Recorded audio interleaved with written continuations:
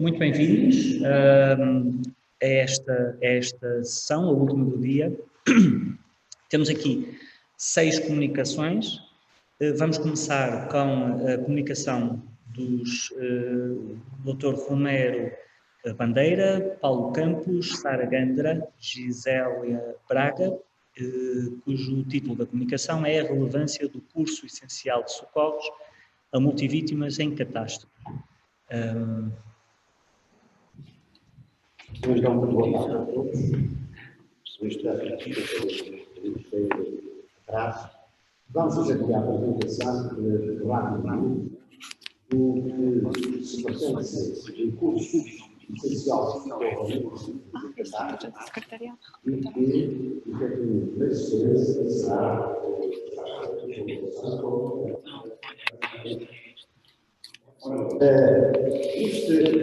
em primeiro lugar, quem é que escreveu isto? É o conceito de catástrofe atual.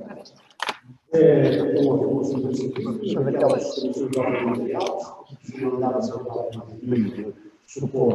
mas a socorrer e a simultaneamente. Portanto, há aqui um conceito de emergência. Nós, habitualmente, usamos o que está mal.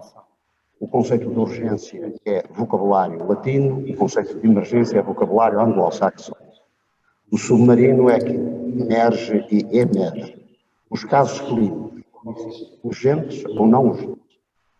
Nós, neste caso, tratamos ou procuramos tratar os casos clínicos urgentes. Há um homem notável, Arrey, as primeiras ambulâncias volantes ao terreno, francês, o médico-chefe de avião, e, entretanto, em Portugal, esse conceito, que é do princípio do século XIX, corre e o nosso médico de Belém tem, efetivamente, porque esta ideia das condições diferenciadas, ou seja, o recobro, como estas fases, o pré-impacto, impacto e pós-impacto, são situações que sempre nos acompanham.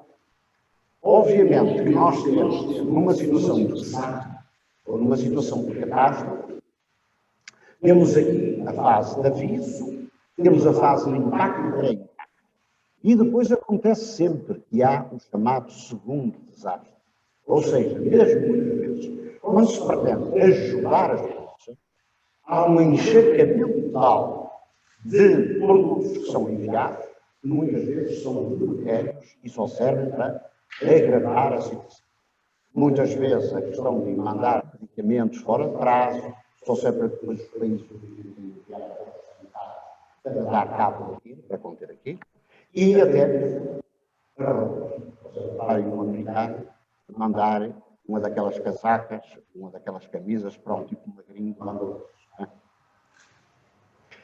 As catástrofes notificadas atualmente, sim, a classificação de influência francesa.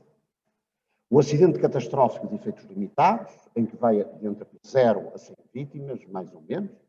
O acidente catastrófico de efeitos major. O acidente catastrófico limitado é, olha, como aconteceu agora aqui em Soura há pouco tempo, com um comboio. O acidente catastrófico de efeito major é uma coisa como, por exemplo, as Torres Gêmeas em Nova Iorque, os ataques em Madrid, a catástrofe, mais ou menos até 3.000 vítimas. Eu quero dizer que, para haver uma catástrofe em termos médicos, tem que haver vítimas.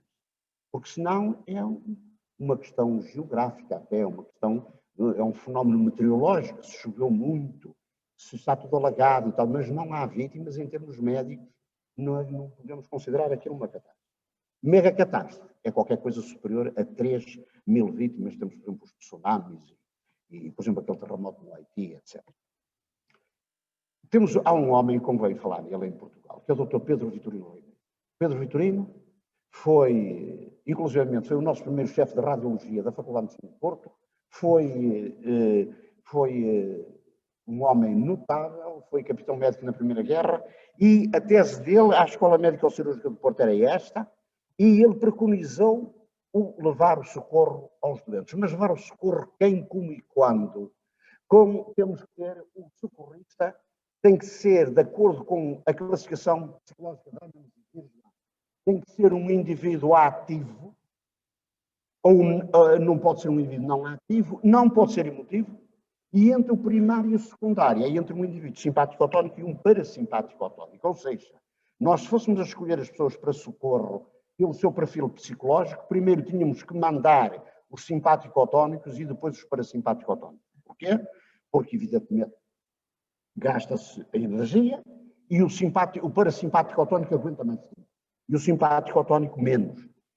Hoje em dia, há também o conceito de implicado. O que é o implicado? O implicado é o indivíduo que não está mediado de operações, não está ali diretamente, é a vítima não somática. É o indivíduo que não sangra. Nós podemos ser implicados em ver uma coisa na televisão e que nos incomoda profundamente e é como se estivéssemos lá. E, portanto, é essa a noção que temos disso. Num plano de socorro, temos habitualmente o posto médico avançado, o centro médico de evacuações e o hospital de retaguarda, que podem ter várias configurações. Hoje em dia não há o posto médico avançado cruzado, porque aqui no meio há uma situação complicada, não é? O posto médico deve ser avançado, deve ser luz angular, segundo esta estrutura, criada já pelos bombeiros franceses e criada pelo atual presidente da Sociedade Francesa de Medicina de Catástrofe, e que foi, na altura, era médico da Brigada e criou este modelo. Os hospitais de retaguarda podem ser de várias. Pode ser, por exemplo, um hospital tipo Santo António, pode ser um hospital como este aqui, o nosso, um hospital de sangue da Primeira Guerra Mundial, de retaguarda, ou então uma antena médico-cirúrgica, pode ser menos pesada ou mais pesada, conforme as circunstâncias. Na catástrofe, uma situação. Eu vou acelerar. Há uma circunstância que é a evacuação. A evacuação é sempre muito complicada e nós hoje em dia podemos ter, nas evacuações, podemos ter inclusivamente este tipo Morfeu, aqui para transportar 12 feridos, dentro destas condições. Isto é o sistema utilizado até há bem pouco tempo no Afeganistão para transporte de doentes para a Alemanha. Em situações de catástrofe, temos qualquer coisa de muito importante, que é a ética médica. E a ética médica em situações de catástrofe, as coisas têm que ser assumidas por quem está no local. A Carta Médica Europeia de Medicina de Catástrofe é muito complicada.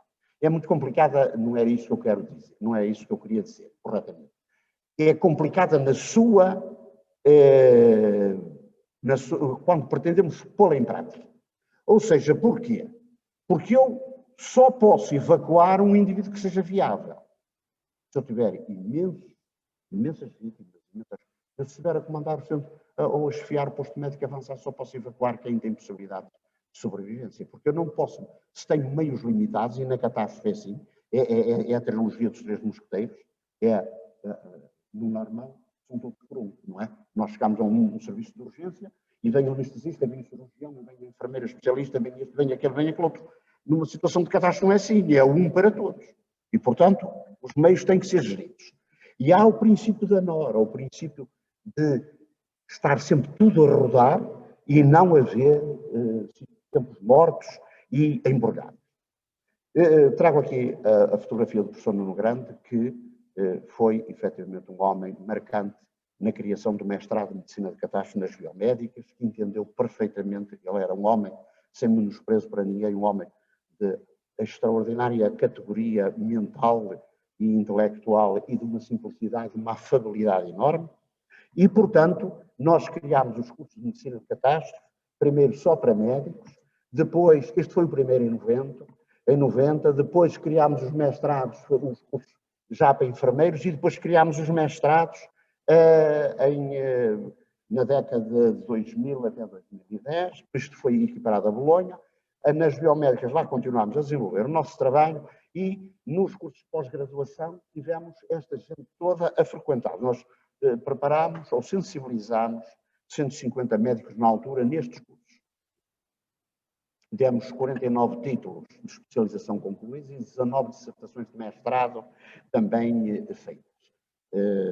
Aliás, o seu professor Luciano Lourenço foi arguente de uma das teses de mestrado no Porto. Esta é a minha tese de doutoramento. Depois também fizemos tradução de coisas ligadas à anestesia, à analgesia, e, portanto, um curso essencial de socorro a multivítimas em catástrofe. Porquê? Por uma razão muito simples. Nós temos que entrar aqui em linha de conta com várias posturas, várias formas de ser. E ainda agora, na epidemia do Covid-19, há vozes discordantes da opinião oficial. Quer eu não trago aqui exemplos portugueses, trago exemplos franceses, por exemplo, deles é este senhor, que é jornalista, trago aqui do professor Didier Raoult, isto também é 2020, a chamar a atenção, é o homem que faz a indicação do tratamento do Covid pela hidroxicloroquina e pela medicina.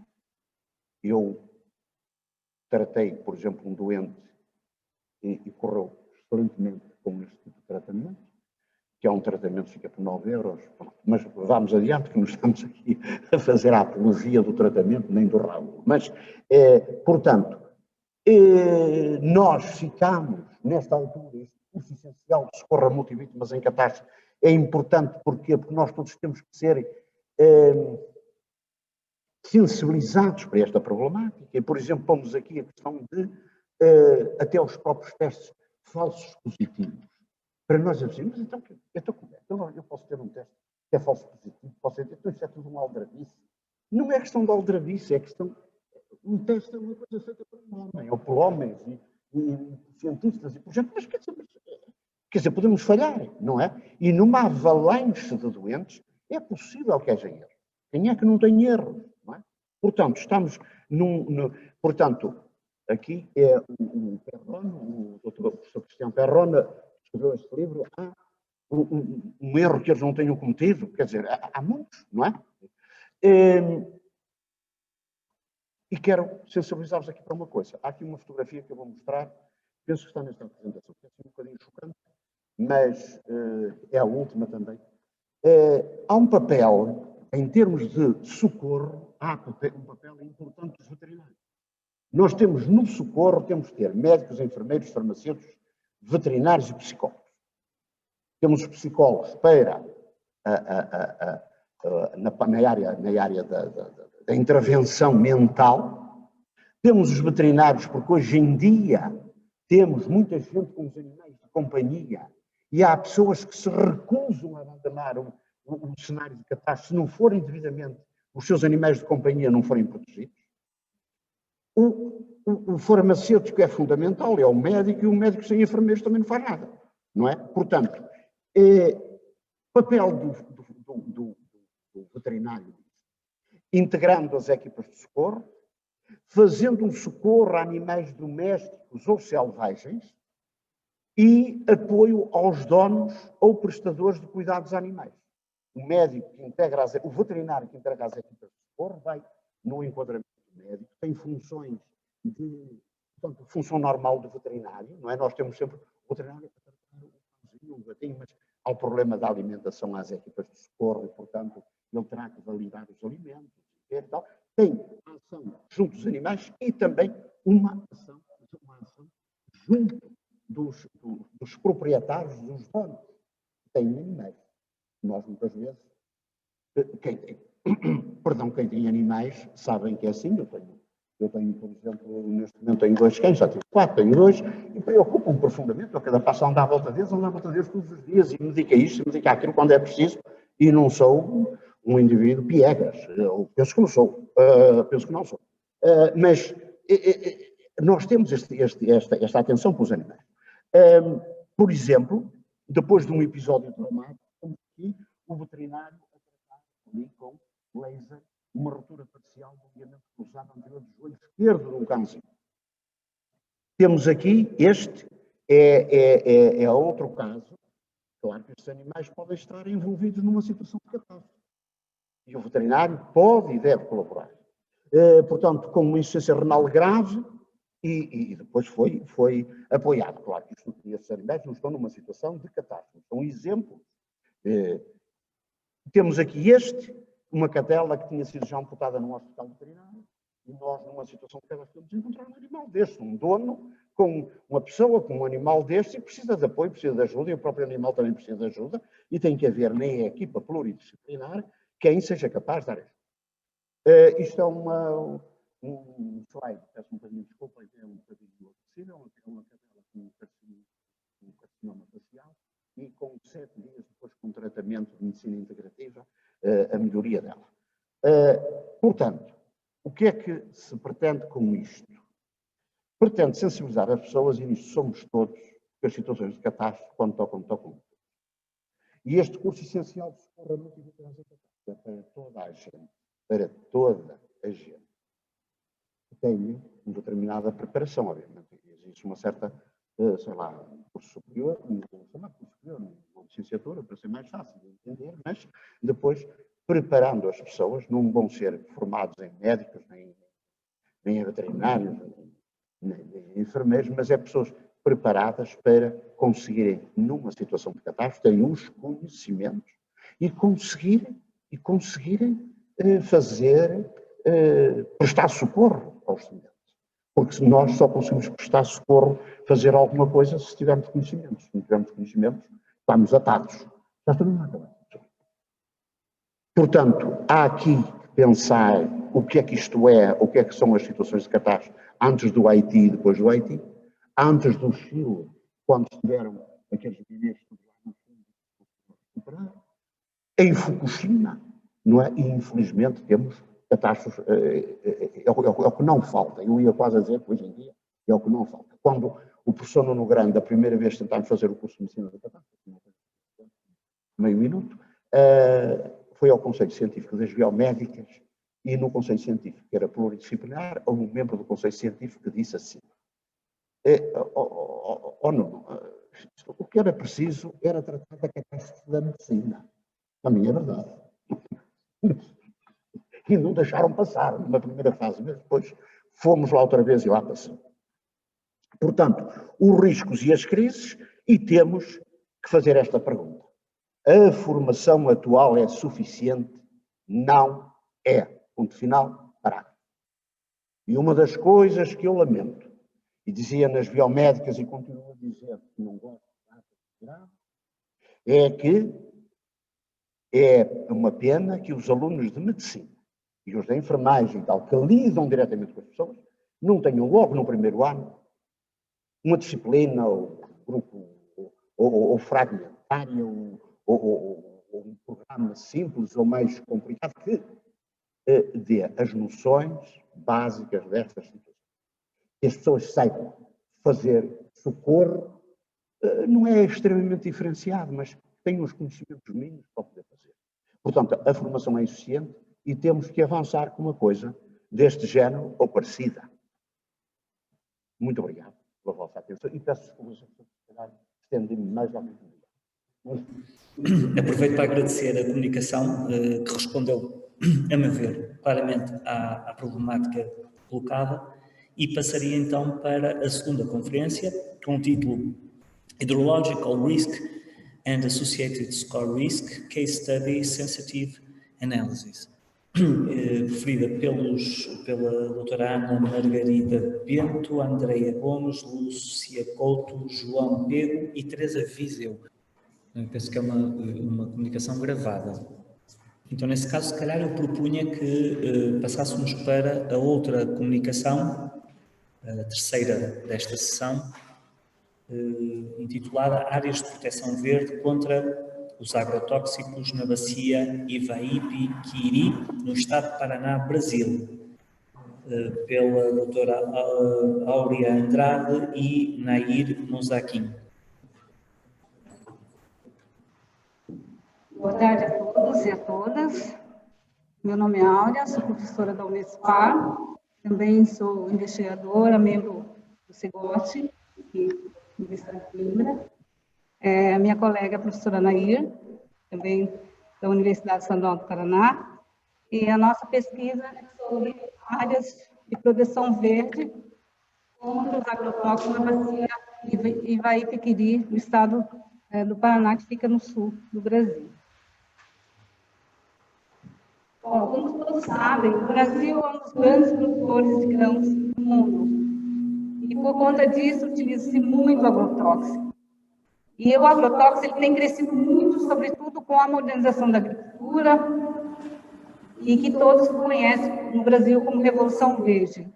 Por conta disso, foi utilizado muitos agrícolas, agrotóxicos, e tornou-se um grande produtor. Mas nós sabemos também que essa grande produção trouxe consequências terríveis para a população, para o meio ambiente, e tudo, para os recursos hídricos, solos, e também sobre a saúde da população, especialmente dos trabalhadores rurais. Nós, professores da universidade, pesquisadores, autoridades, organizações internacionais, também representantes de comunidades, temos nos preocupado muito com essa questão em todo o mundo, mas sobretudo no Brasil, pelo crescente uso de agrotóxicos. Nos últimos tempos, o Brasil, principalmente a partir de 2015, tornou-se um dos maiores produtores. E até a década de 90, ele utilizava-se muito agrotóxico, mas em relação aos Estados Unidos, 7 vezes a menos do que os Estados Unidos. E depois de 2015, passou-se a utilizar a mesma quantidade de agrotóxico, ou seja, 10% de toda a produção, o Brasil, consome tudo isso. Isso é uma grande preocupação. E no estado do Paraná, tornou-se o terceiro maior consumidor de agrotóxico do estado. Isso são dados da vigilância sanitária, que tem nos passado essas informações, e o número crescente de pessoas com câncer também tem aumentado. E no estado, 10% de todos os municípios produtores de grãos, a maior causa de morte é provocada pelo câncer. Então, todas essas informações nos levou a buscar, na pesquisa, verificar quais ações que o Ministério Público vem fazendo no combate para amenizar a situação, sobretudo no estado do Paraná, nessa bacia Ivaí-Pequiri. Algumas informações aqui que eu considero bastante importante, que nos fez também buscar mais informações, como amenizar essa situação do consumo de agrotóxicos, principalmente no Paraná. Observem que ali nós temos 34.147 notificações, 64% dos alimentos apresentam contaminação por agrotóxico, 288% o aumento de uso de agrotóxico entre 2000 e 2002, e 12 bilhões foi o quanto foi faturado com relação à produção desses agrotóxicos no país. De acordo com o CIAGRO, que são dados do estado do Paraná, nós temos ali em 2015, 100.122.700 quilogramas de uso de agrotóxico nas nossas agriculturas, na lavoura, sobretudo de soja. O estado do Paraná é um dos maiores produtores de grãos do estado, sobretudo na cultura da soja.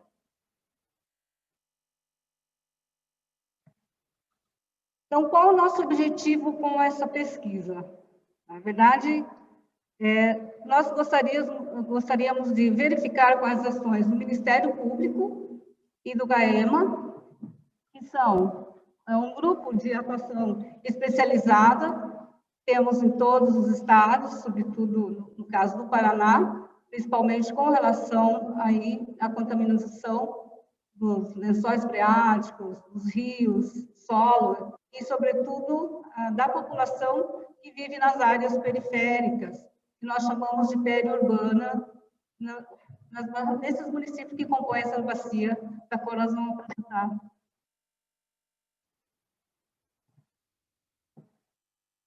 nosso recorte espacial é o município de Campo Mourão, e nós fizemos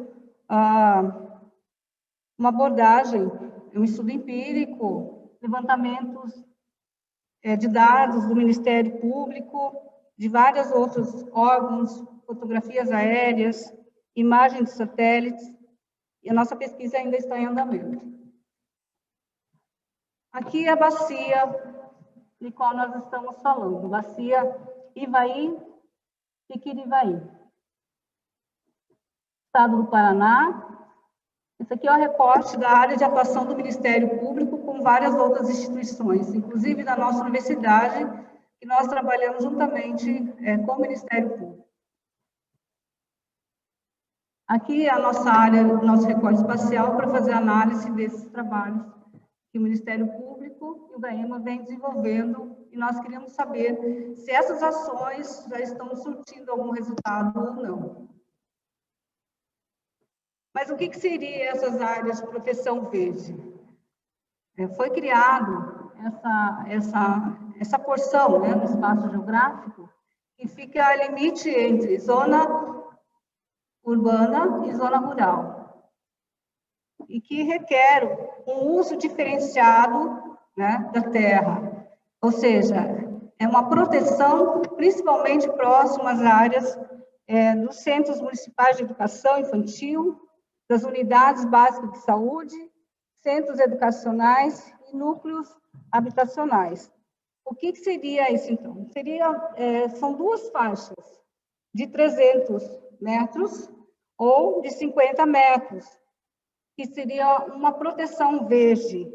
Essa de 50 metros seria com espécies nativas, reflorestamento com espécies nativas associado à pecuária e também à criação de pequenos animais, ou com sistema agroecológico e produção orgânica.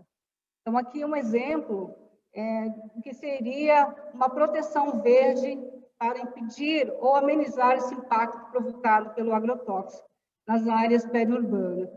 São 300 metros, nessa faixa não se pode utilizar o agrotóxico.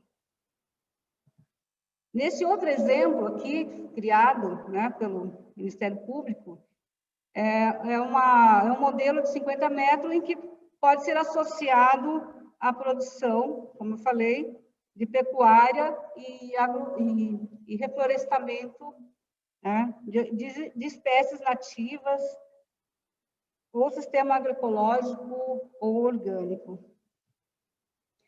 Bom, mas o que seriam essas ações no combate ou para amenizar um pouco desses impactos? Foram realizadas em parceria com as universidades, inclusive com a nossa universidade, audiências públicas em vários municípios. Também foram apresentadas a proposta de uma criação de lei, só assim para a gente conseguir fazer alguma coisa, uma criação de lei. Foram apresentadas para 69 municípios do estado. Também o Ministério, junto com a universidade, criamos um projeto, um modelo de projeto de lei para ser implementado nos municípios da bacia, da qual eu já apresentei, bacia Ivaí e Piquiri.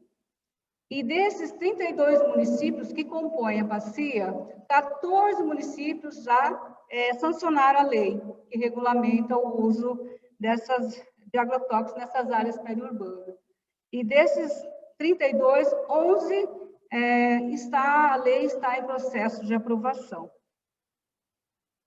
Uma outra medida bastante importante, a criação, além das leis, também foi a aprovação dos créditos rurais, uma medida que, fundamentalmente, com as discussões nessas audiências públicas, era verificar que os bancos teriam que, de alguma forma, assegurar ou impedir os financiamentos para a agricultura se não os proprietários não tomassem essa medida de fazer essa proteção verde nesses municípios dessa bacia. Então, os projetos só eram aprovados se estivesse de acordo com essas medidas ambientais aí.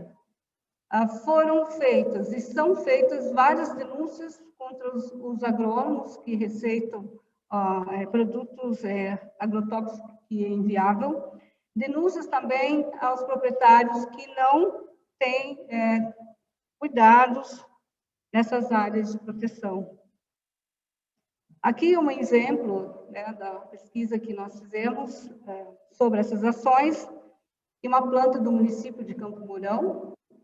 Nós temos 2 unidades de saúde nessas 2 áreas que estão em círculo. Observem que estão basicamente na área bem rural, né? Uma área periférica. Aqui um exemplo de uma unidade básica de saúde que fica bem próximo. Uma área periurbana, aqui é a unidade de saúde e aqui é a região agricultável.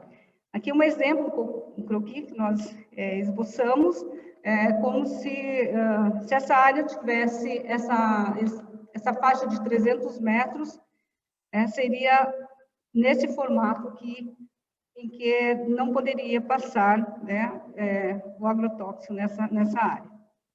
Mas, infelizmente, ainda essa medida não foi realizada. Aqui temos um outro problema muito sério, ainda na cidade de Campo Mourão, que é o Hospital Santa Casa, que fica bem, sim, praticamente na área rural. Essa área periurbana aqui, vocês podem observar, é toda uma agricultura em seu entorno. E esse município, ele é basicamente da cultura da soja e do milho, e são as 2 culturas que mais utilizam agrotóxico. Aqui é um exemplo para mostrar, para ilustrar como esses agrotóxicos, eles têm ultrapassado esses limites. Aqui um exemplo, é o estacionamento do hospital, e logo observa-se trabalhadores aplicando agrotóxico na produção de soja. Com alguns levantamentos, né, que nós observamos que é necessário ainda maior rigor na legislação, embora tenhamos conhecimento que 14 municípios da bacia já foi implementada essa lei, mas a lei ainda está sendo branda, ela tem que ser um pouco mais rigorosa. Essas áreas de proteção, ela favorece o bem-estar, né? Pelo menos isso a gente tem observado dos trabalhadores rurais, né?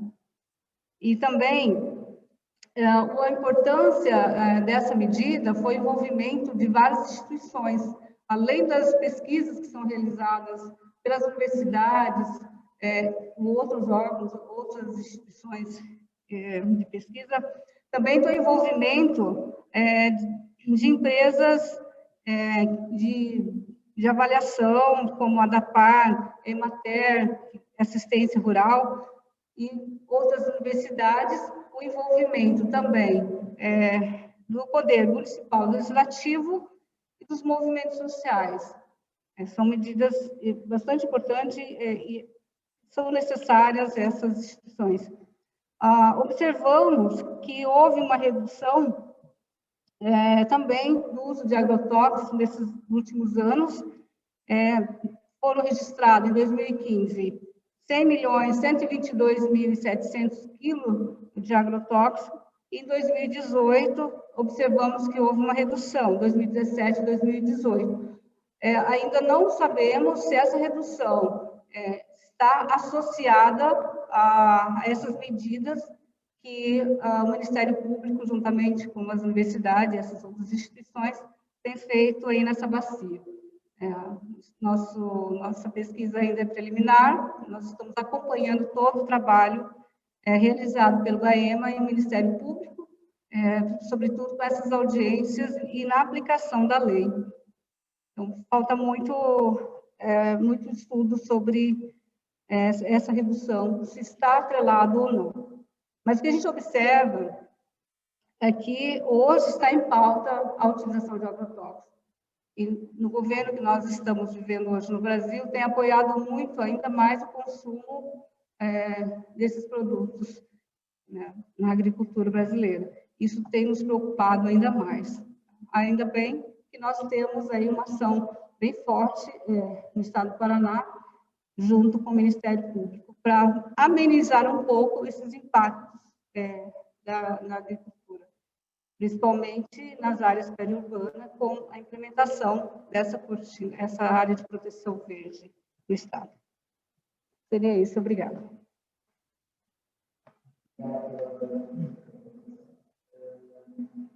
Se calhar, para não perdermos tempo, e vamos avançar para a próxima comunicação, que se intitula Os impactos ambientais provocados pelas suiniculturas na bacia hidrográfica do Rio Lis. É uma comunicação referida pela doutora Joana Ferreira e pelo doutor Luciano Lourenço. O meu trabalho é sobre os impactos ambientais provocados pelas suiniculturas na bacia hidrográfica do Rio Lis. A bacia hidrográfica do Rio Lis situa-se na região centro de Portugal e abrange uma área total de 850 km².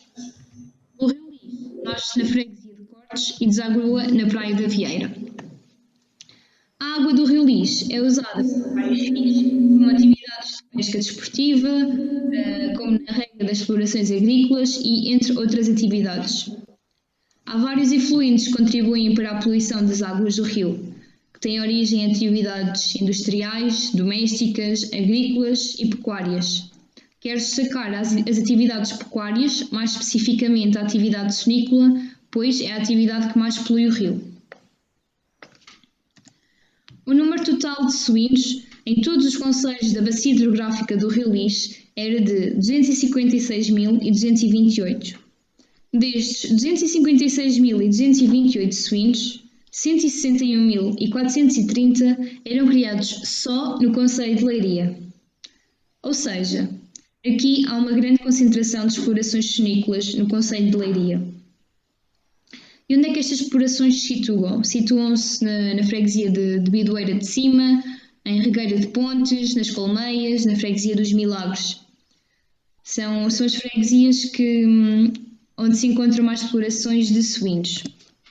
Estas freguesias encontram-se perto da Ribeira dos Milagres. A Ribeira dos Milagres está destacada aqui com o traçado vermelho, ou seja, toda esta área perto da Ribeira dos Milagres é uma área onde se encontram muitas explorações suínícolas.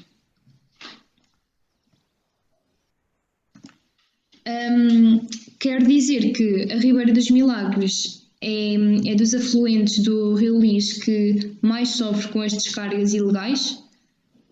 Aqui podemos ver a Ribeira dos Milagres com uma tonalidade da cor da água muito escura, com espuma, o que não é normal para uma ribeira, não é? Aqui apresento uma lagoa de retenção de chorumes, perto também da Ribeira dos Milagres.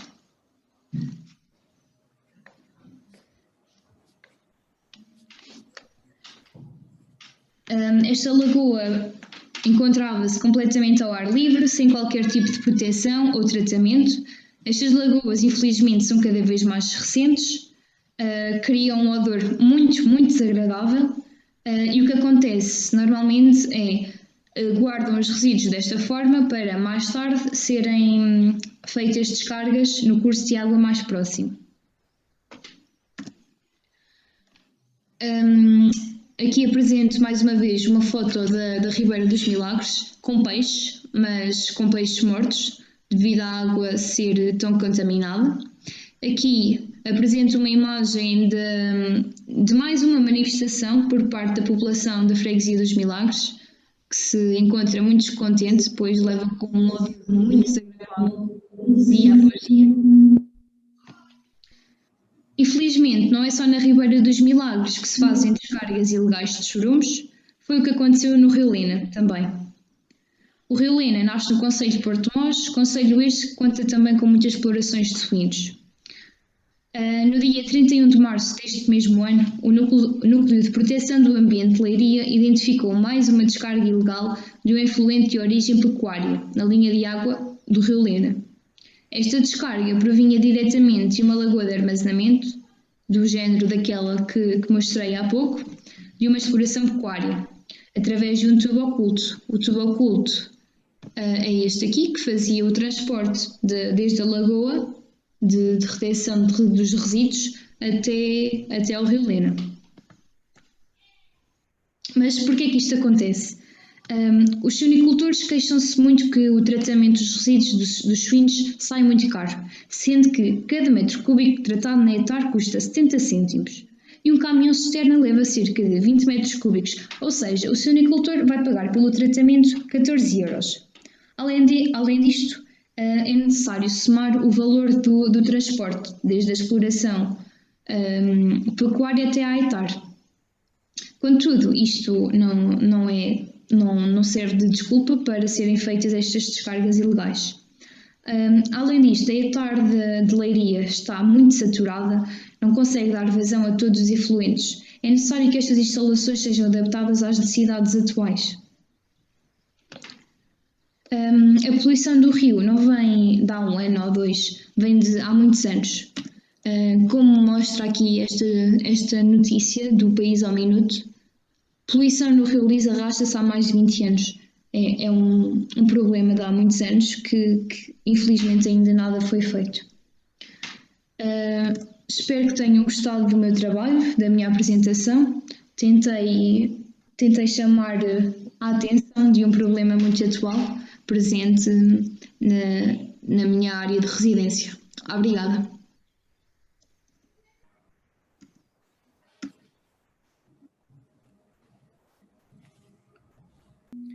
Entretanto, vamos recuperar uma comunicação que já está disponível, que é intitulada Hydrological Risk and Associated Squall Risk Case Study Sensitive Analysis. É também um vídeo. Good afternoon, everyone. My name is Ana Margarida Bento, and I developed my PhD work at the National Laboratory of Civil Engineering under the supervision of Dr. Teresa Viseu and Dr. Musicoto, and at the Faculty of Engineering at the University of Porto under the guidance of Dr. João Pedro Pepe. Today, I'm going to present to you the study entitled Hydrological Risk and Associated Scour Risk Case Study Sensitivity Analysis. I've divided my speech in 5 parts. In the first part, I will introduce the importance of the presentation topic. Later, I will present the selected case study. Hydrological and the scour risk will be explored and their main findings here presented. At the end, a sensitivity analysis will be performed. Hydraulic infrastructures are structures that are fully or partially submerged in water. They are built to either divert, disrupt, store, or completely stop the natural flow of water bodies. Based on the work they are designed to perform, on streamflow, hydraulic infrastructures are categorized as water conveying structures, like artificial channels, water retaining structures like dams, or special proposed structures, for example, for traffic transport purposes like bridges. It is of utmost importance analyzing the main causes, the level of risks, and also the potential consequences of a certain collapse.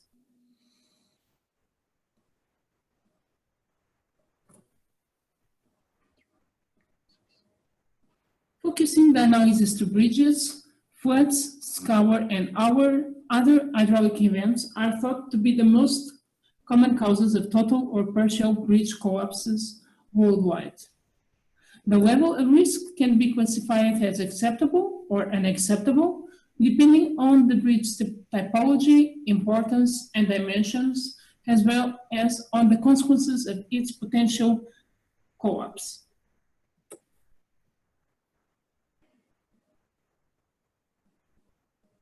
As consequences, bridge collapses can lead to life loss, injury, environment distress, among others. A recent study ranged scour has been one of the main causes of bridge failures, responsible for more than 50% of recorded collapses over the world.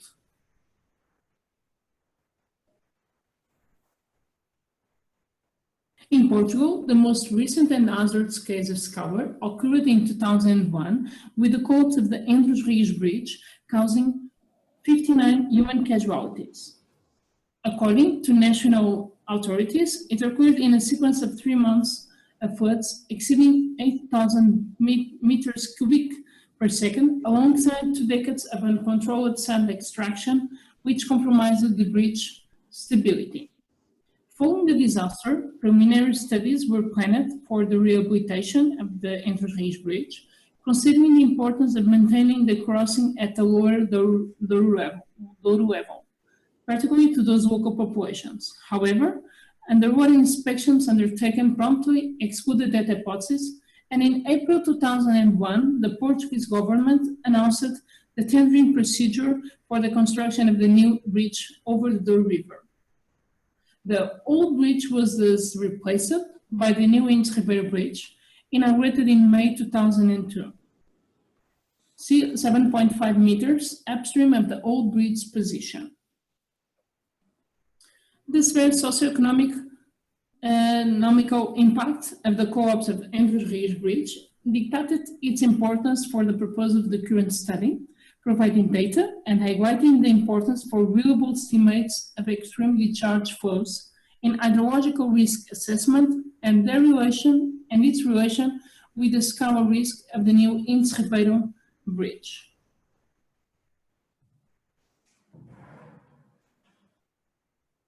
Hydrological risk is typically considered during the design process of any hydraulic infrastructure.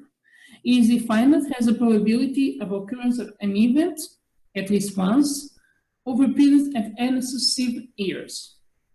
The designer is generally concerned with the return period for which the infrastructure should be designed. Then, based on the design life and on the acceptable hydrological risk of an hydraulic infrastructure, the return period for which a structure should be designed can be ascertained. So, following that formula, the design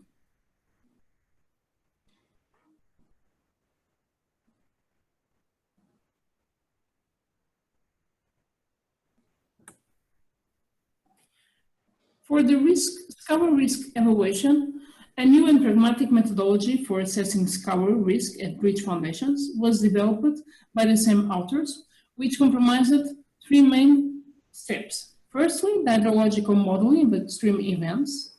Secondly, the computation of flow and scour variables to model river behavior, namely the total depth of scour, including the local and the contraction scour, at the most vulnerable bridge foundations, performing by using the ECRAS software. And thirdly, the assignment of a bridge scour qualitative risk rating based on the relation between the relative scour depth and the priority factor of that infrastructure based on a matrix derived by Highways Agency. The priority factor is dependent on several factors, such as the foundation type, the history of scour problems, foundation material, the type of river, and also the importance factor.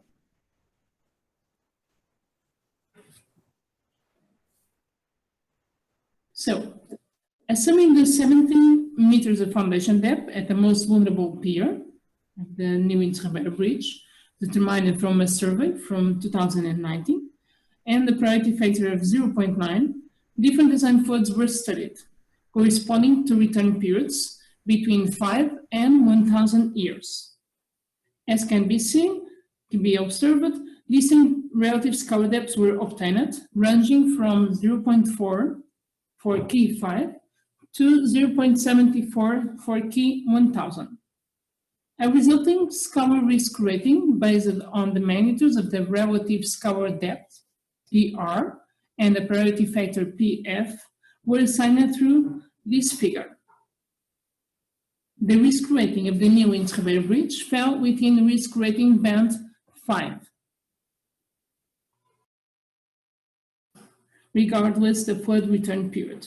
Within this value, risk can be accepted and no important damages are expected. The frequency of underwater inspections currently being undertaken by the Portuguese Authority for the Conservation of Bridges, once in every 3 years, is deemed appropriate for the level of risk obtaining using this methodology. It should also note that the obtained rating should be considered as indicative and not a definitive statement of relative risk, as indicated in Highways Agency.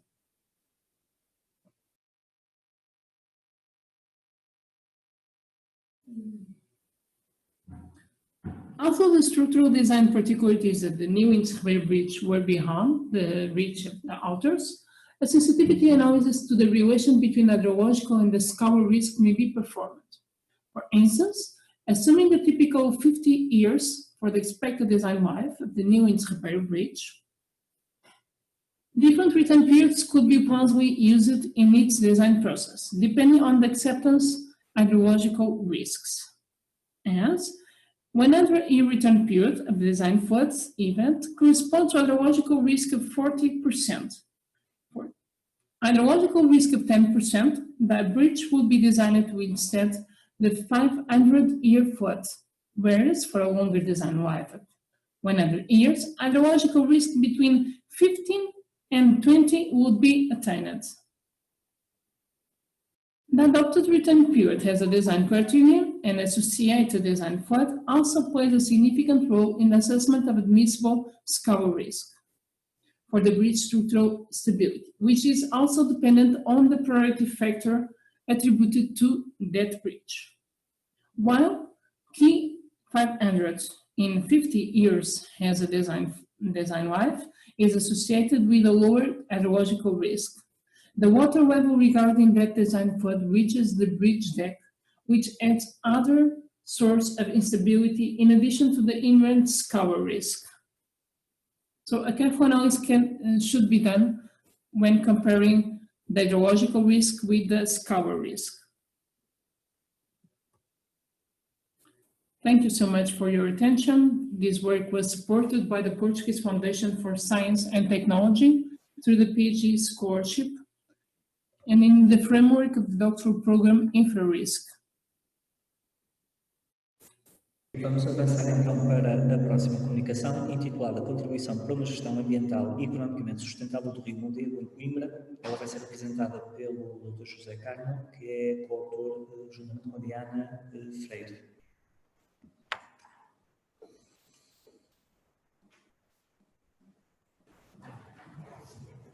Boa tarde a todos os presentes, os generados, em grande parte se deve a mim, mas para estar resolvido, vou tentar ser um pouco mais breve do que esperava.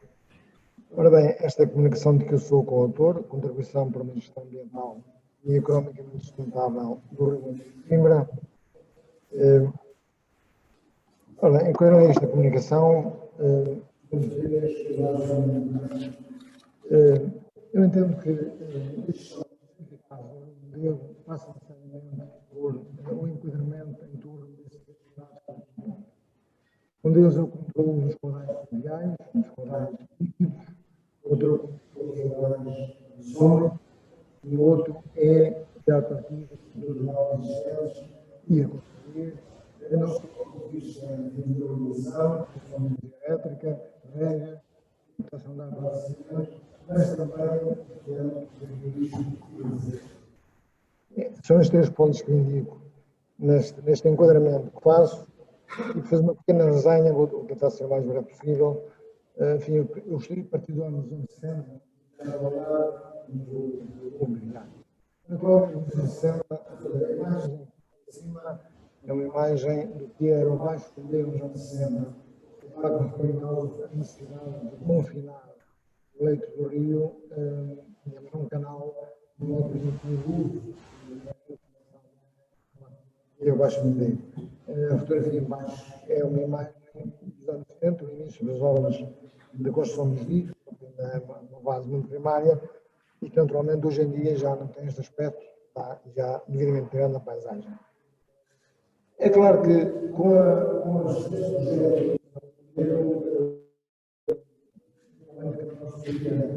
passámos, tivéssemos aceito nós previa que o consenso que o problema é que o respeito das nossa e produziram uma cheia com estas proporções, enfim, com evidentes prejuízos, enfim, económicos ou ambientais. A questão é que não se aprendeu muito, porque, como sabemos também, logo em 2016, quando teve as repercussões que em 2001 teve o Baixo Mondego, mas em Coimbra assistimos a isto, no Parque Verde da cidade e no Comissário. É evidente que, uma vez mais, se tivessem sido atendidas, enfim, na altura fizeram-se os relatórios, fizeram-se reuniões, houve, de facto, muitas explicações que deveriam ser seguidas e, infelizmente, o resultado é que, na prática, tivemos isto. Mas, uma vez mais, passado menos de um ano, assistimos a isto também, uma vez mais, em Coimbra e aqui, mais grave também, no Baixo Mondego. É evidente que algum espaço de 20 anos assistimos a este de habitação e isso é perguntar se nós trabalhamos de 2, 3, 4 anos, não teremos algo porque nós sabemos, como temos educação para condições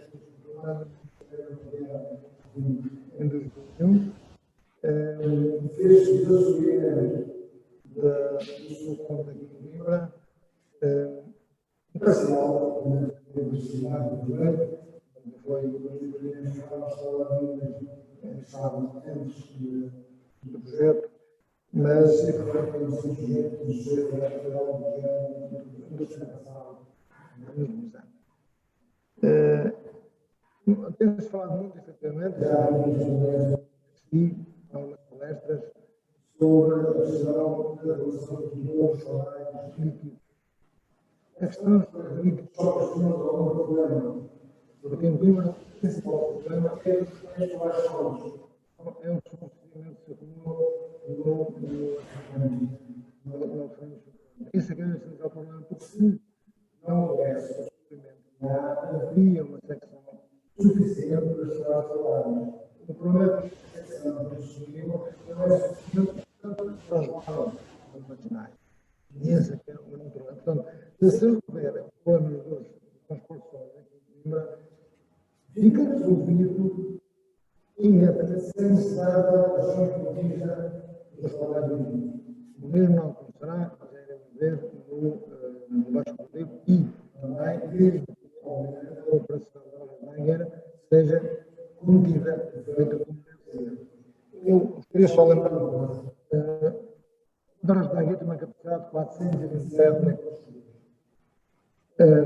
Quando o projeto foi previsto um nível de exploração da Mangueira à cota 112,5, deixando disponíveis 150 construídos para o povo de cheios, portanto, para a reserva suficiente, e era suficiente para a extensão. Em poucos anos depois, um ano, na década de 80, penso que resolveu subir o nível de exploração da Mangueira para a cota 116. Com isso, perderam-se 50. Os 150 iniciais foram reduzidos a 100 pontos. Em 2001, quando a cheia, eu, na altura, fiz a simulação, assumindo que a cota seria a cota de exploração seria a cota de 12,5, em 1916. E, na altura, não teria havido problema que houve necessidade de abrir completamente as portas, porque, de facto, faltava 50 construídos que impediram, obrigaram a agora, em 2016, não fui eu que fiz, mas colegas meus fizeram, mostrando também que, da mesma forma, se tivesse construído também não teria havido problemas, como estou bem Já o mesmo não aconteceu em 2019. Note-se que em 2019 o problema não foi foram os referentes também não foram realizados, ou seja, o projeto de urbanização do Mondego implicava não só o que foi feito, mas também o que não foi feito, que era justamente a redução dos afluentes. E o espaço abaixo do Mondego, o que passou em 2019, que está na encomenda, não foi, nessa altura não foi por eficiência de operação da lei, não foi por isso, mas sim por excesso de lavagem dos. E, portanto, não fica resolvido o problema do Baixo Mondego só com o que se fizer na Ilha da Bandeira, com os asseguramentos aqui em cima, com o que é que seja. É necessário também partir para a realização dos afluentes do Baixo Mondego. Em 2004, um estudo que eu fui responsável, em coordenação da CBR, fiz um levantamento em 2001 e 2003 do açude de Ponta aqui em Coimbra, e nessa altura já comprovei que havia um assoreamento líquido da ordem de 31 mil metros cúbicos ano. Na altura que foi feito foi entre o açude de Ponte e a Ponta da Isabel. Não fomos até a Ponta Portela. Porque tivesse dito que eu onde há maior acumulação, eu previa na altura que teríamos mais qualquer coisa na ordem de 20 mil metros cúbicos.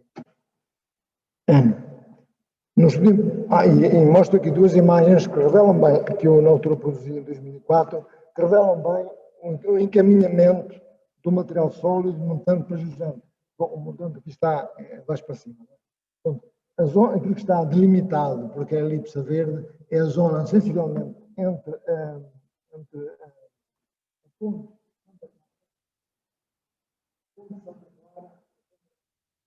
que é exatamente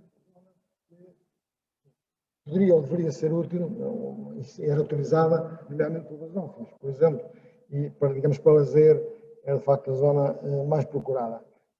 Os sedimentos, como vemos, estão-se a acumular nessa zona vindos de montante, como é normal, e vão-se acumulando por aí abaixo, neste caso, na zona próxima do Parque Verde. Nesta altura, foi quando fiz este estudo que mostrei agora, e dei indicações de que havia necessidade de extrair esta quantidade de sedimentos. As cordas, enfim, também verifiquei, comunicado com o que fiz, mas não vou ler muita coisa, porque a CR não ligou muito a isso, e resolveu antes, em 2010, pedir um estudo de impacto ambiental, enfim, estudo de impacto ambiental esse que diz exatamente o que já tinha dito em 2004, que é a acumulação de sedimentos da ordem, enfim, chegaram a 50.000. Eu cheguei a outra 50.000, o que estamos dentro da mesma ordem. Embora o estudo deste tenha sido bastante mais amplo, que abarcou de 85 a 2011. Isso significa o seguinte: significa que a uma média de 50.000 metros por ano, num período de 14, 15 anos, vamos ter exatamente o mesmo procedimento que temos agora. Aquilo que foi estudiado foram 600.000 metros cúbicos. Ora, 50.000 metros por ano, em 14 anos, vai dar o mesmo valor. Significa isto, vamos ter que repetir as operações, agora, 14, 15 anos após, em cada 14, 15 anos. E é isto que me parece, de facto, pouco aceitável, quando nós, penso que mostrei atrás, os valores que foram indicados para estão aqui. Os valores que foram, digamos, que foi adjudicado a extração desse ponto foram 4 milhões de euros. Ora, significa isto, em 14 anos, vamos ter que dar um número de 4 milhões de euros, também, naturalmente, para voltarmos às cotas e depois repetir os processos em cada igual período.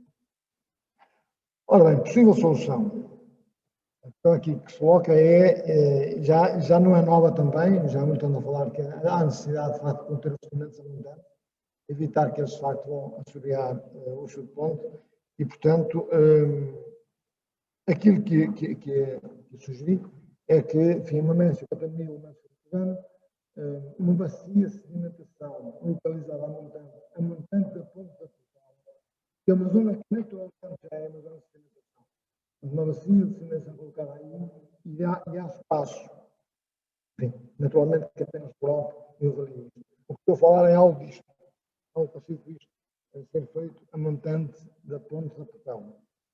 Esta, enfim, há vários tipos de implementação, mas estas aqui são possíveis, enfim, em termos genéricos, possíveis arquiteturas de uma bacia de sedimentação.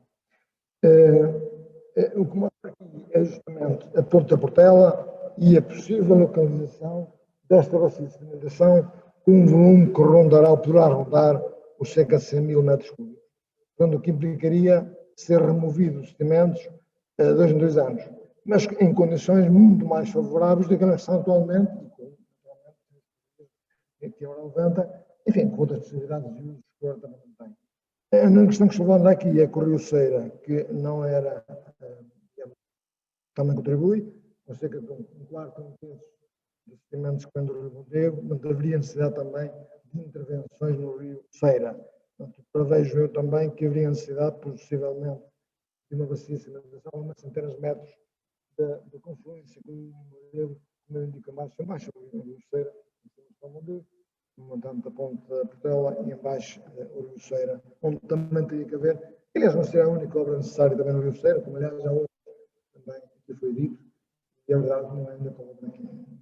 Mas, enfim, no contexto das obras a realizar, esta seria mais uma e que seguramente melhoraria muito. Melhoraria muito, seguramente, enfim, a nossa vivência aqui em Coimbra, porque, digamos, o que seria aqui a Coimbra nas dimensões seria muitíssimo menos, não diria zero, não é possível, mas muitíssimo menos que a atualidade e facilmente controlável nessa altura. Temos conclusões, então, para ser mesmo o mais breve possível. Direi isto, as características do Rio Mondego, a montante da ponte ferroviária de Portela são propícias à instalação de bacia de sedimentação, com dimensões adequadas a ser possivelmente de metros cúbicos. Embora dependentes técnicos, como é óbvio, o Rio Ceira parece reunir condições para a instalação da bacia de sedimentação, no torso situado antes da confluência com o Rio Mondego. Estas bacias devem ser construídas com SUS de pequena altura e geometrias que permitam a atividade do escoamento turístico para deslizamento sem ou corrompidas concentrações de sedimentos. Para que não seja comprometida a principal função das bacias, os volumes de sedimentos depositados vão ser extraídos com regularidade, em princípio, de 2 anos. E termino por aqui, assim da vossa. Eu agradeço a brevidade e a acutilância da comunicação. Parabéns. E vamos passar para a última comunicação, que é a pegada hídrica de estudantes universitários, Universidade de Coimbra, Portugal, Conhecer para Sensibilizar. É uma comunicação que vai ser apresentada pela doutora Adélia Nunes e trata-se de uma investigação em curso, em parceria com a doutora Carolina Correia e comigo.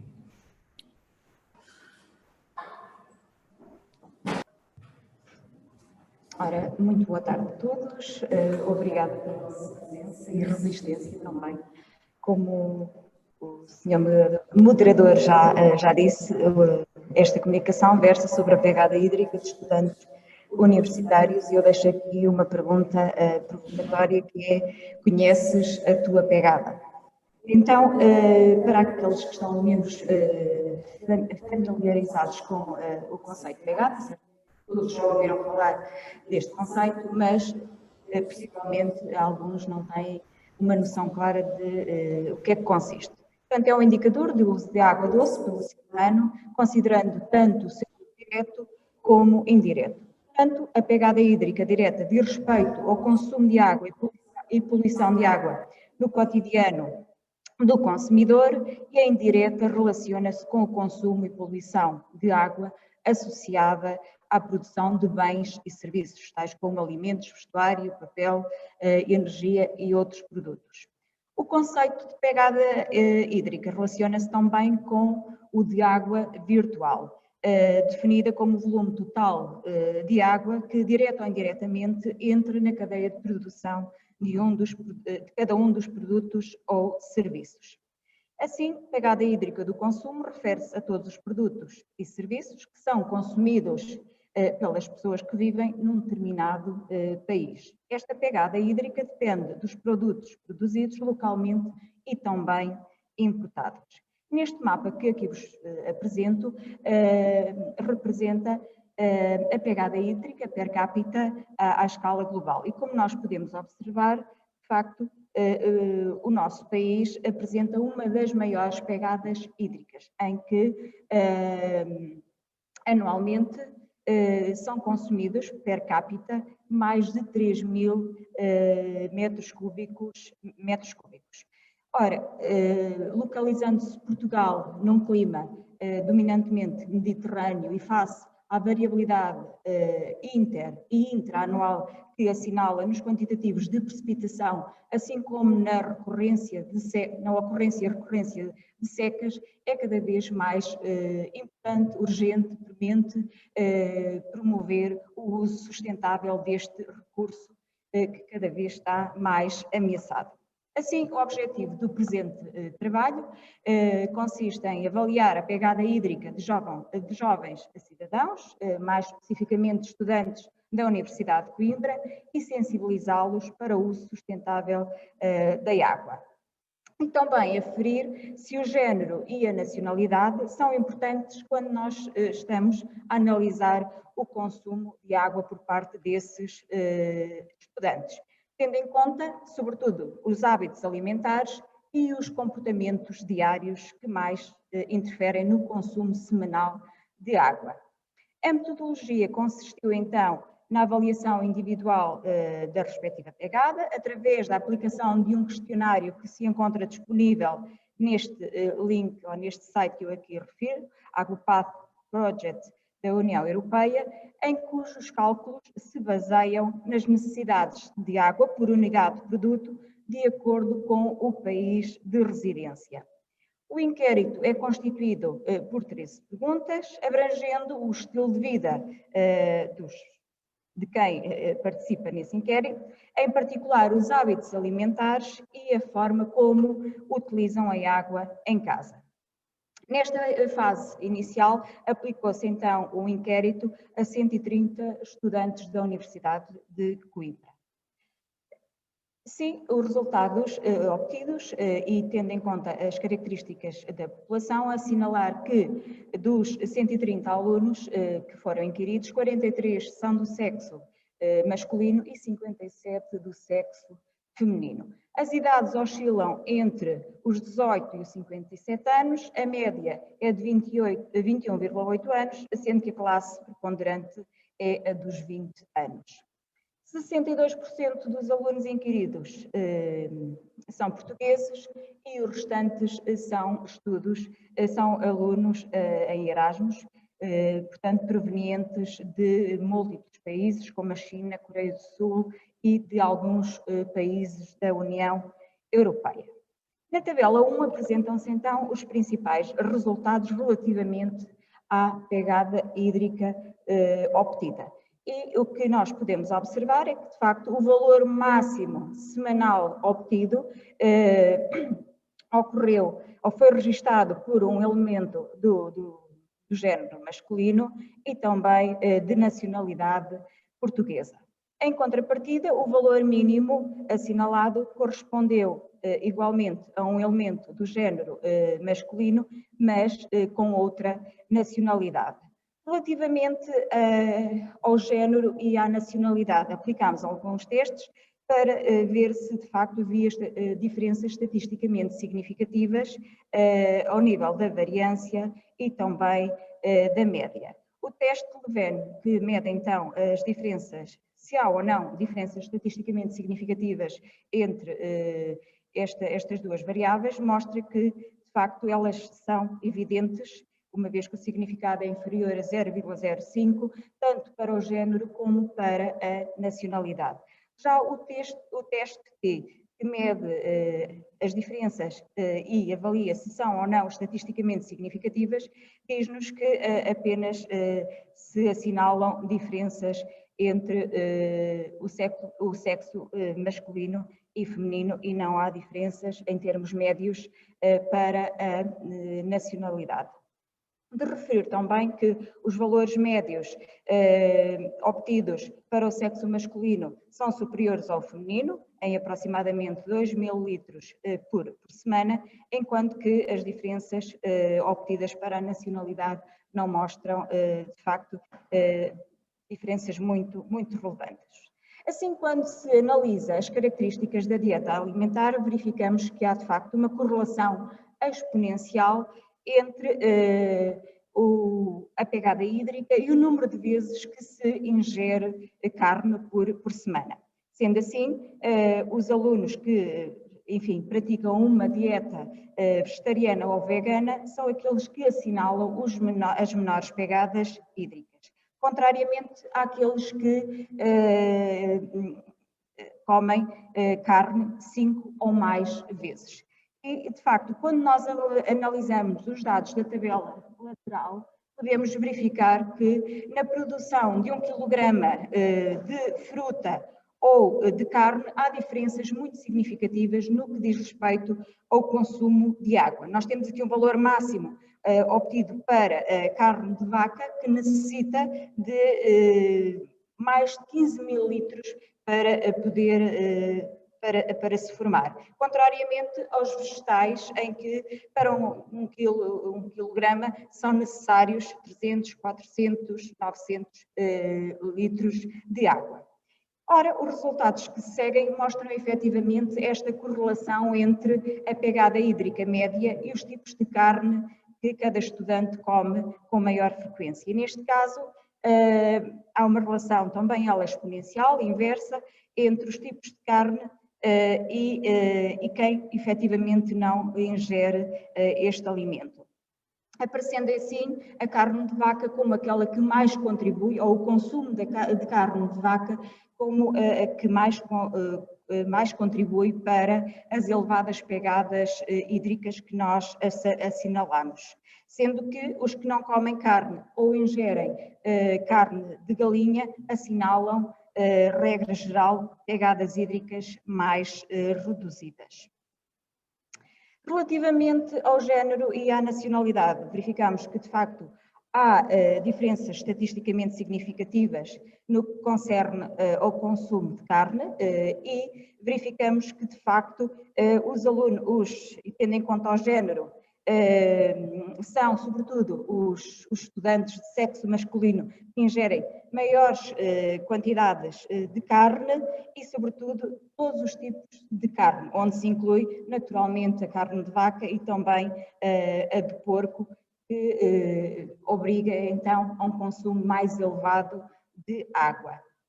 Relativamente à nacionalidade, verificamos que, de facto, há uma maior percentagem de alunos ou de estudantes que não ingerem carne, portanto, têm uma dieta vegetariana ou vegana, e também o número de vezes que ingere todos os tipos de carne é em percentagem inferior. Relativamente ao consumo de massa, que em regra necessita por cada quilograma de 1.850 litros, também há algumas diferenças que nós podemos salientar. Por um lado, os alunos do sexo masculino consomem mais massa, contrariamente aos alunos de nacionalidade estrangeira, em que, de facto, aproximadamente 10% não ingere este alimento semanalmente. No que concerne ao consumo de vegetais, também em porções diárias, há algumas diferenças que merecem ser destacadas, salientando-se que para a produção de 1 kg de vegetais são necessários, em média, 322 litros de água. Assim, salienta-se que, de facto, são os elementos do sexo masculino que mais comem alimentos vegetais, ou melhor, que menos comem alimentos vegetais, sendo que os estrangeiros também comem semanalmente mais porções de vegetais e frutas. Relativamente ao consumo de água e, sobretudo, atendendo ao número de banhos e à respectiva duração, verificamos que Aproximadamente 75% dos jovens inquiridos toma toma 5 ou mais banhos por semana, sendo que mais de 50% demora mais de 10 minutos no respectivo banho.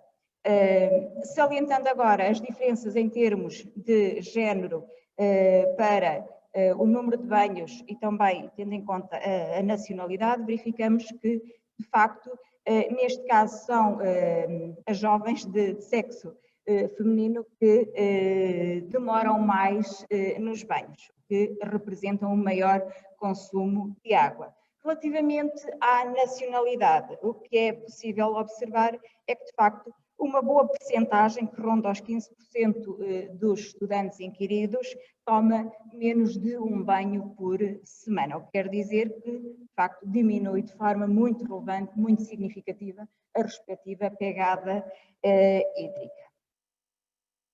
Assim, e para terminar, referir que a pegada hídrica dos estudantes da Universidade de Coimbra, tanto nacionais como estrangeiros, situa-se abaixo da média europeia, que ronda aproximadamente 35 mil. Nós verificamos, através dos nossos resultados, que a média é de 25 mil, portanto há uma diferença de aproximadamente 10 mil litros por semana. Ainda somos mais comedidos, mas não quer dizer que não se desperdice e não se utilize de forma bastante grande a água. A pegada hídrica do consumo dos estudantes depende principalmente dos hábitos alimentares, relacionados com a quantidade e com o tipo de carne consumidas por semana, sobretudo quando o consumo está associado a carnes vermelhas. O sexo e a nacionalidade são importantes nas diferenças observadas, assinalando os estudantes de sexo feminino e estrangeiros menor consumo de carne e, sobretudo, menos carnes vermelhas. Portanto, ou praticam uma dieta vegetariana ou vegana, ou então consomem mais frequentemente carnes brancas. No que se refere ao consumo de legumes, a relação é inversa, ou seja, são os estrangeiros e os estudantes que consomem semanalmente o maior número de doses. Estas diferenças entre alunos nacionais versus internacionais prendem-se com os hábitos culturais, alimentares dos respectivos países de origem que mantêm no decurso da sua permanência na Universidade de Coimbra. Então, também a referir que uma alimentação baseada em alimentos de origem vegetal reduz a pegada hídrica em aproximadamente 2.300 litros de água por dia, o que significa uma redução de 1/3 face a uma dieta rica em alimentos de origem animal. Assim, a forma como usamos, gerimos e partilhamos o recurso água deverá passar por ações de educação ambiental e de sensibilização, pois grande parte da população, mesmo a estudantil e universitária, desconhece os impactos dos respectivos hábitos alimentares e diários em termos domésticos sobre os recursos hídricos e sobre o ambiente. Muito obrigada pela vossa atenção.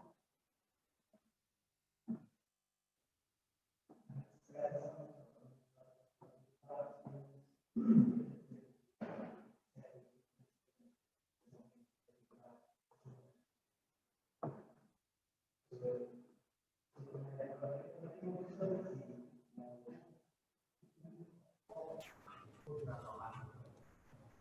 obrigado, e era só perguntar, se já pegou ou vai estender? É uma magnitude e uma importância de sua opinião. Obrigada pelas suas palavras. O estudo foi iniciado no âmbito da disciplina de mestrado em Física, por uma aluna de mestrado, e fizemos estes inquéritos, portanto, a pandemia, e, portanto, não tivemos a oportunidade de pôr estes inquéritos são lançados de uma forma material presencial. E, portanto, contamos já a oportunidade, aliás, alargamos às escolas secundárias, temos dados sobre as várias escolas e estamos a trabalhar, se bem que resultados entre os alunos do secundário e também dos universitários,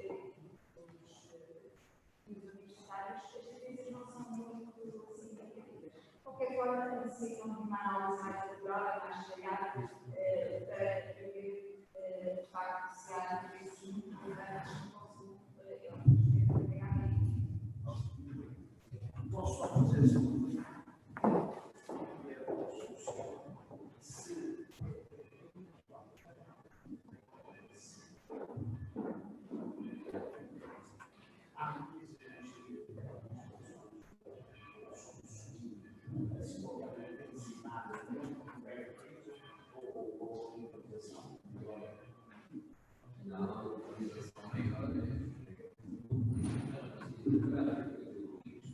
Por exemplo, particular, aquela vivência dos bairros, que é, mesmo em termos nacionais, se concentrar mais na cidade dos turistas.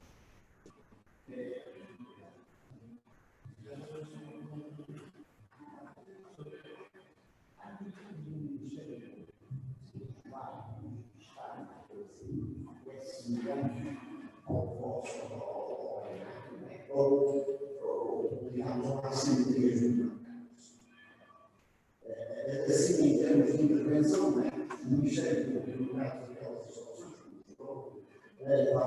é muito fechados. É mais ou menos tem a mesma postura ou há estados em que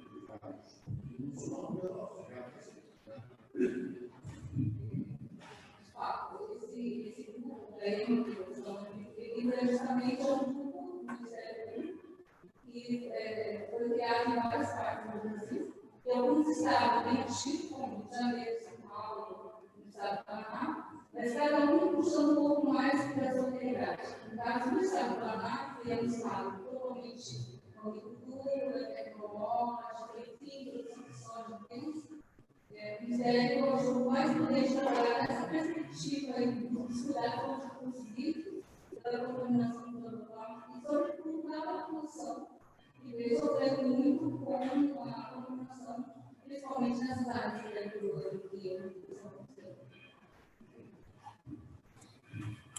Antes de mais, eu quero agradecer porque a pergunta que o seu professor fez era aquela que tinha aqui guardada para a colega. E, portanto, olha, avançamos.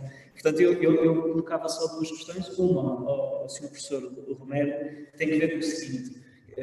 Eu acho que é uma questão pessoal, mas parece-me que nos últimos anos as questões relacionadas com o risco têm ganho força.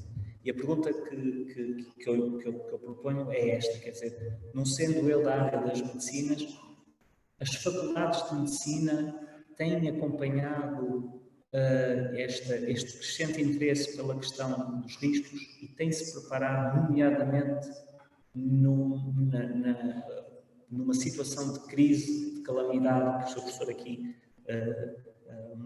do ponto de vista conceptual, definiu muito bem. As faculdades têm formação, têm acompanhado esta preocupação nos riscos e têm formado profissionais que estão aptos e sensibilizados às questões, a situações de crise que podem perfeitamente acontecer nos próximos anos? Eu creio que, infelizmente, posso dar, digamos, claro, da minha escola únicas. Nós fizemos as pessoas nessa pós-graduada, foram laboratórios ao mestrado, e, entretanto, a partir de 2010, a Célula da Agência Nacional resolveu não deixar de fazer curso em simultâneo para dentro se ela há medicina. E, portanto, a formação em medicina também é uma questão. Eu faço uma aplicação de 2014 e julguei em 2017 e neste momento estamos a falar sempre, eu sou até do lado da infelizmente, embora neste momento hoje alguns doutoramentos de área de prática, como é o doutoramento do âmbito do procedimento e outra doutoramento que é o professor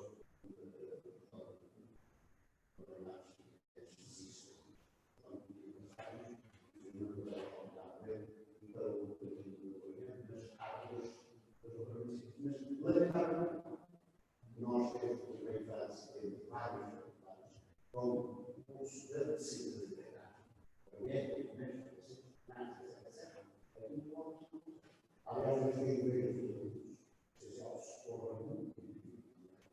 exatamente para sensibilizar as pessoas como se relançaram a coisa. Há coisas culturais, mas como é que são? Estas coisas têm que ser sustentáveis. Se houvesse agora mesmo, depois do ano passado, depois um religioso, um qualquer, começa a dizer que não é e tal, e assim que é da educação. A nossa cabeça.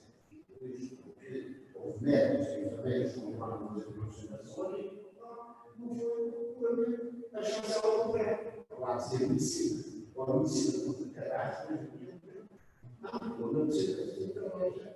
Quando está bem, são médicos, enfermeiros, veterinários, psicólogos, e as pessoas que estão bem sozinhas. São os funcionários. Nós estamos para a situação de caráter, e são as pessoas que são dos produtos verdes, e são assim. E portanto, só entrar novamente. O médico não foi, mas o médico tem que perceber como é que isso se resolve. E as pessoas fazem como que têm que perceber também o que é que se pode fazer. Nós também sabemos, eu percebi que Portugal estava muito bem.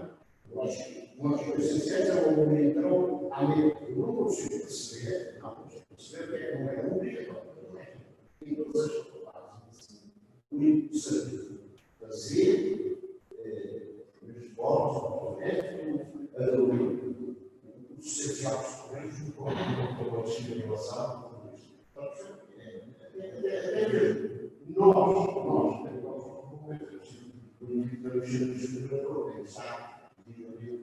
codificar aquilo que o género já não é como se fosse uma coisa comum. Quer dizer, temos que desestabilizar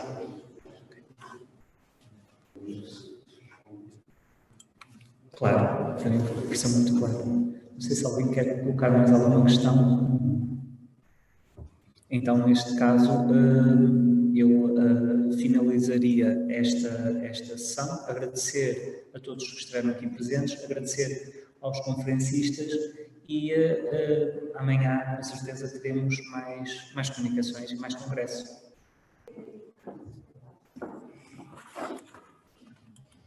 Informar que, na sequência, vão ser apresentados 4 livros da série Riscos e Catástrofes. Senhor moderador, olha, temos aqui assim uma lugar fresca. Eu não sei o que é que nós fazemos, nós temos tudo assim, temos tudo software.